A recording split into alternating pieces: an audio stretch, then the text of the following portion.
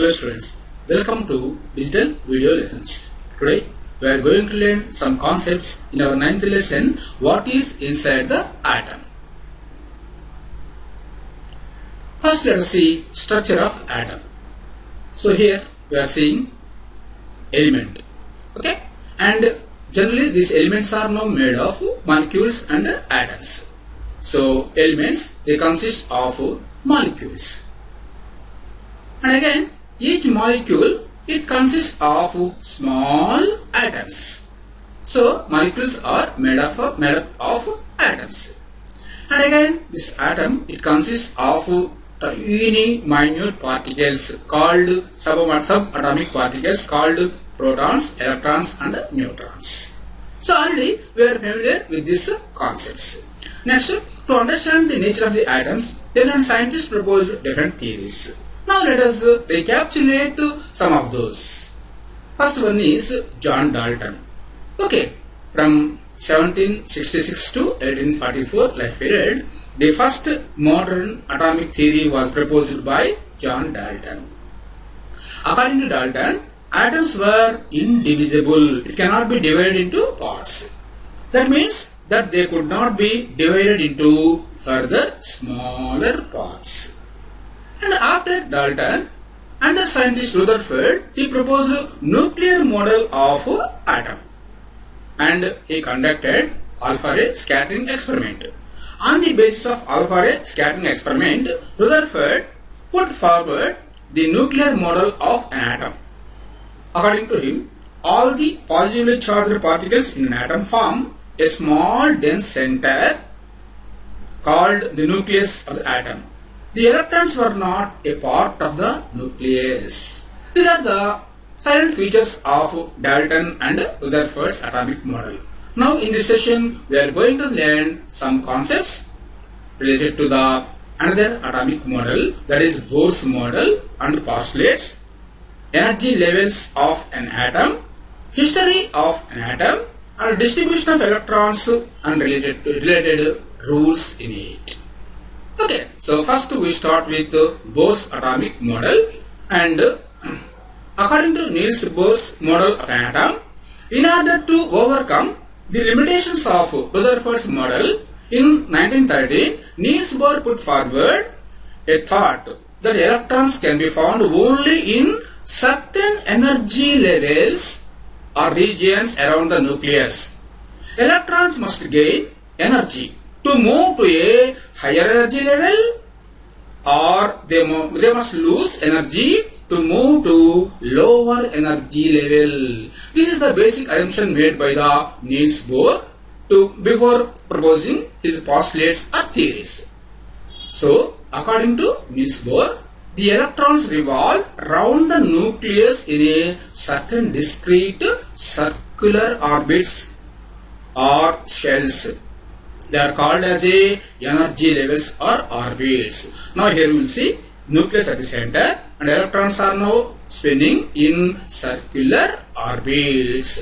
This is the first postulate made by the Niels Bohr in his atomic model. Electrons revolve around the nucleus in certain discrete circular orbits. They are called as energy levels. Next, according to his second postulate, while revolving in these discrete orbits, the electrons do not radiate energy, and this is the reason why electrons do not fall into the nucleus. So during revolution and rotation, they do not lose energy. Only when they jump from one energy level to the other energy level, then only they release energy or they absorb energy. Therefore, that is the reason why these spinning electrons doesn't lose energy and they do not fall into the nucleus of an atom. Next, third postulate, the electrons orbits or shells are represented by the letters K, L, M, N, or the numbers small n is equal to 1, 2, 3, 4. These orbits or shells are represented by the English letters K, L, M, N. Or 1, 2, 3, 4. So like this, Niels Bohr proposed his atomic model by a simple postulates called as a Niels Bohr postulates of atomic model. Next, there are some limitations found in Bohr's atomic model. Niels Bohr could successfully explain the properties of hydrogen atom like the atomic spectra emitted by hydrogen atom employing this model. But this model could not predict the spectra of atoms or ions with more than one electron. So, his assumptions and postulates are now restricted to only few elements. Here we are seeing the hydrogen emission spectra. So his theory is now suitable for hydrogen-like spectra, but it is not valid for higher elements. That is the major limitations found in Niels Bohr's atomic model. Next, let us see the history of atoms. In the year 442 BC, now Democritus, he proposed matter is composed with indivisible elements. Next, John Dalton proposed the first atomic theory in the year 1803 AD.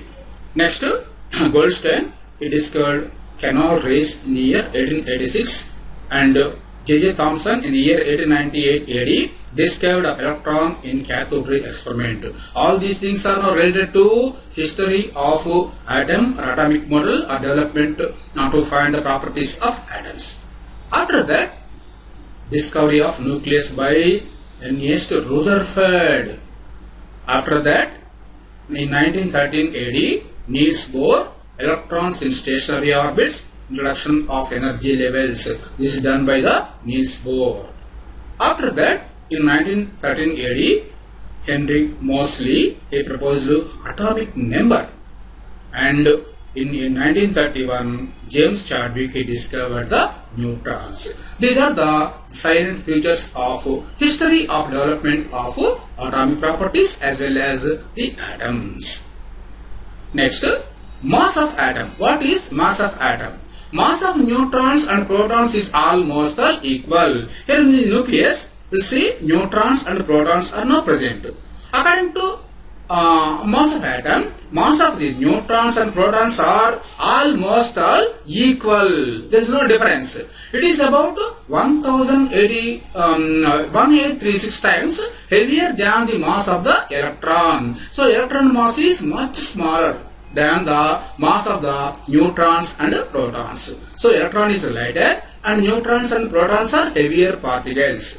So mass of the entire atom is due to these protons and neutrons. Mass of the electrons are almost negligible. So the entire mass of atom is mainly due to these nucleons called neutrons and protons. Most of the mass was concentrated inside the nucleus, and therefore the neutrons are also present inside the nucleus. This is one of the development of history in finding of the properties of the atoms. Next, how many electrons can be accommodated in each shell of an atom? After explaining the structure of atom with different atomic models, scientists started describing the distribution of electrons in different energy levels or shells of an atom. Bohr and Boole proposed the rules for electron distribution, called as a rules of distribution of electrons in atomic orbits. Distribution of electrons in different orbits. According to atomic models, electrons move around the nucleus of an atom in various shells. Okay, first shell and second shell, and electrons are now spinning in it. Electrons in different shells have different energies, and each shell is represented by a number small n, which is known as shell number or energy level index. So here n is equal to 1, 2, 3, 4, and namely K, L, M, N. So each shell, it has some limited number of electrons. Next, the shell close to the nucleus and has the lowest energy. The K shell is very close to the nucleus. N is equal to 1. It has the lowest energy called, and K shell n is equal to 1, and the shell farther away and has higher energy than K shell is called L shell. L. So for its number is n is equal to 2, name is L shell. It has higher energy and smaller one has a lower energy. Like this, as the shell number increases, the energy levels of electrons also gradually changing. Next, rules for electron distribution. Rule 1. The maximum number of electrons present in a shell is given by the formula 2 into n square. where n is the shell number or energy level index, which takes the values 1, 2, 3. There is no 0 here. First number start with 1. Now with this we will calculate the number of electrons for certain shells. Shell number, maximum number of electrons in a shell. Formula is 2 into n square. So for K shell or first one, K is we have 2 into n square. So 2 into n is equal to 1. Therefore 2 into 1 square is equal to 2. Therefore in first shell we have only chance of 2 electrons only. For L shell, number is equal to 2. We have 2n square. 2 into 2 square. So 2 square is equal to 4. 4 2s are 8. Therefore in second shell there is chance of 8 electrons. Similarly for third shell, 2 into 3 square. 3 square is 9. 9 into 2, 18 electron. And n shell, 2 into 4 square.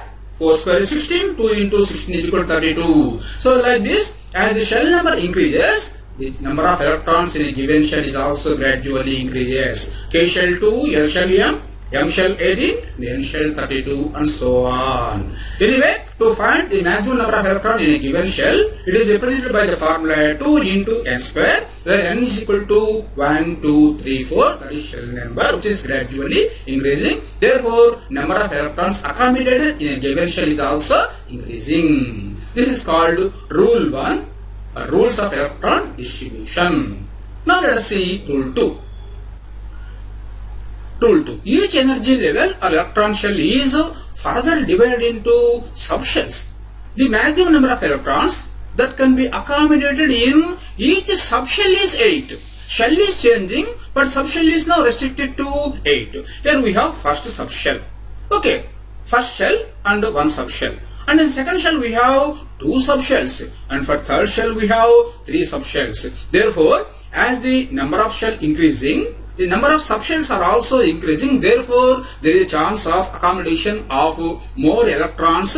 It is gradually increasing from one energy level to the higher energy levels. Okay, this is the reason why more electrons are now accommodated in higher energy levels when compared to the lower energy levels. That is arrangement of subshells in each main energy levels. Next, rule 3.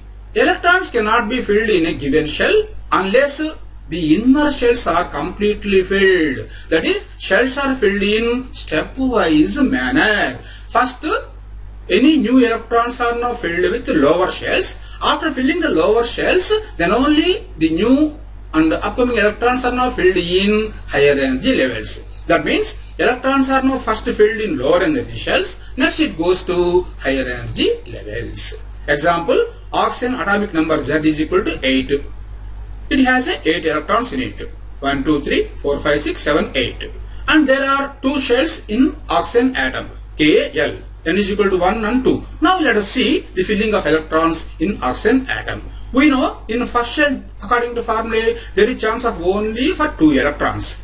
Let us place 2 electrons. Step 1. The K shell can accommodate maximum of 2 electrons. So the first 2 electrons fill the shell of N is equal to 1.